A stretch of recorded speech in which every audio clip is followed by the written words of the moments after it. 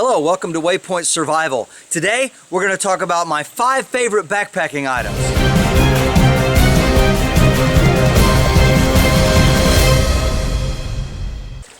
Today we're out here filming by one of the little feeder creeks that runs through our property.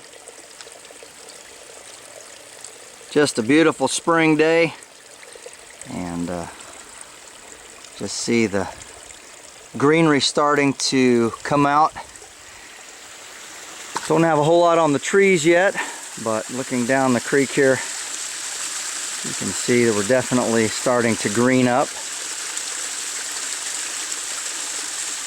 Alright, let's get to our backpacking items. So the first item that I take on my backpacking trips, and I have taken for many years, is this Mora knife. You'll notice that I'm wearing around my neck.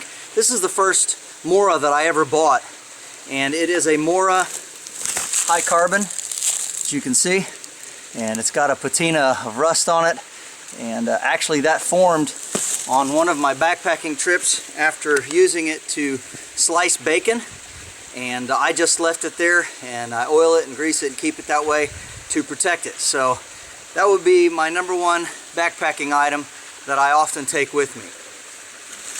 Alright, let's get in our homemade haversack here, and let's see what else I have with me that I like to take on backpacking trips. Alright, the next item that I always take is this Princeton Tech headlamp. And it has a battery pack in the back. It holds 4 batteries. It has a setting where you have high, low, and then a flashing mode. And then it has a very high beam in the center, high, low, and then off. It has a power indicator right here in the front, so you always know what your power is. And then holds 4 AA batteries and lithium or alkaline, and it is waterproof up to 1 meter. So why do I like this? Well, headlamps are very important to me. This is the second one that I've had, made by Princeton Tech, and it easily fastens on if you put on your hat like this. And many of you are familiar, of course, with headlamps. But what I like about this one in particular is the fact that it is waterproof. I was doing some survival training some time back with a friend of mine, and we were running a compass course. And we got into an absolute terrible downpour. I've never been in rain that bad. Normally you seek shelter, but we were desperate to finish and make sure we did all of the tasks right that we were called upon to do, so we tried to finish. Anyway, my friend had a headlamp that was not waterproof, and he really wished it was, because we got to the place where the rain was coming down, we were slogging through creeks and walking in water. I mean, I had 8-inch boots on, and my boots were filled to the top with water. There was the sloshing and pumping the water out of my boots while I walked. And his headlamp started to cut on and off by itself. The buttons stopped working, and the electronics inside were just on the fritz, so it really wasn't working right. So I'm glad to have a headlamp. Now, you obviously don't want to submerge this really deep. This isn't a diving headlamp or anything like that, but it's good to a meter. A meter is 39.37 inches, so a little over a yard. And it's really great for caving or anything like that where you're not going to be real deep underwater. But for an average rainstorm, this is just an absolutely great headlamp, and it's sealed. It has a key right here, and right on the adjustment strap you take and you turn this. It's like a screw, and then this top pops open, and your 4 batteries are inside, and there's an O-ring seal right around in this portion here. So when you push it in, it seals, and then you take the screwdriver portion here on your headlamp and you lock it back in place. Almost. Alright, like that. And of course the front is also sealed. It also has a special section here in the back with fins, so it dissipates heat. And I believe that this headlamp runs about 70 hours on 4 batteries. And of course, you know, I'm really big on battery life when it comes to my headlamps. It's something I absolutely insist on. But this is super bright, and the center high beam will throw out a light out to about 200 yards. So if there's something in the night that I want to see, I can just hit that high beam and I can check out what's going on in my vicinity. That's item number 2.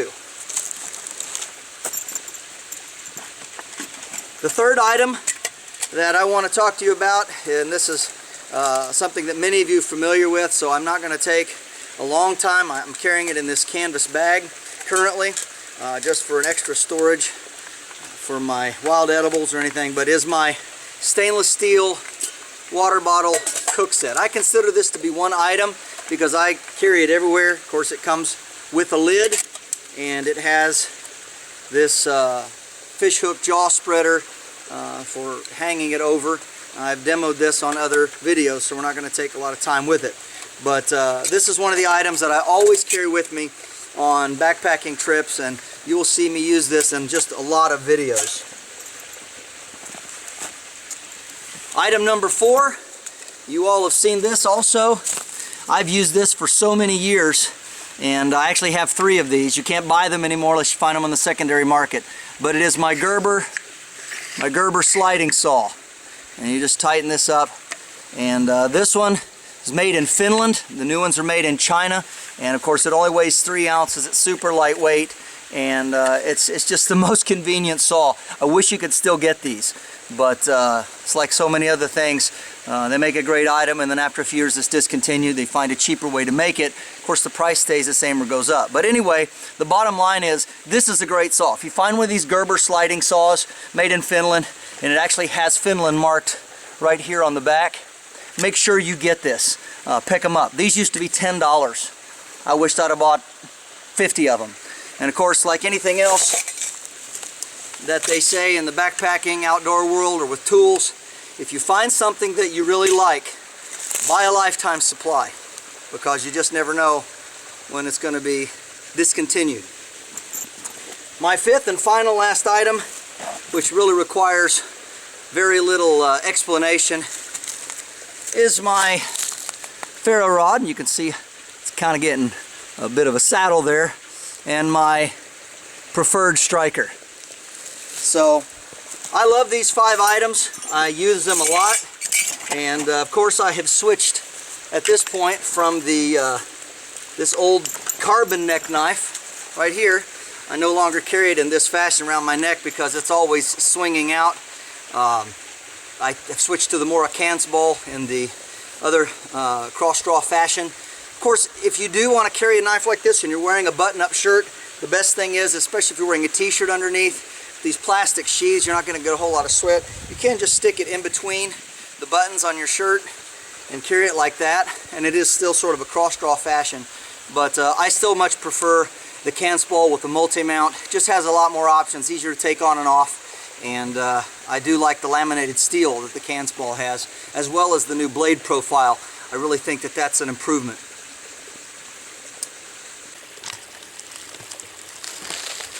And here we have Spirit. He's getting him a drink out of the creek.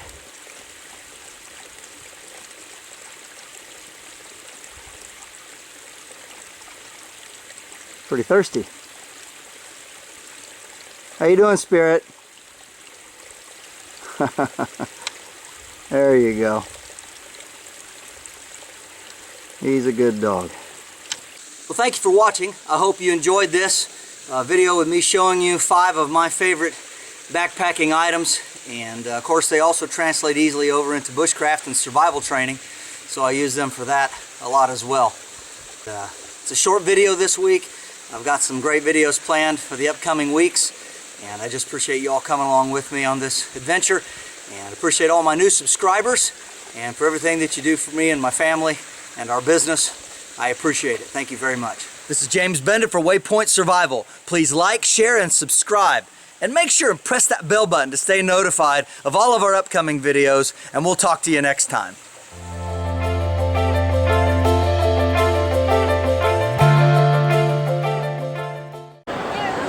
So here we are at the Waypoint Survival booth, and it is April 19th. And we're just going to take a quick look at the setup. We have video playing here. We're giving away free crickets. We have original and barbecue, and we got a few items for sale. And then here's the display. We have set up different classes and projects that we've done, and we've got some kids over here, people setting up different things. And here we have advertising for our classes and free class giveaway. And down through the rest of the convention, other booths that are set up. And here we have a couple of young guys helping themselves to the crickets. How you doing, fellas? Take some plane. Very good.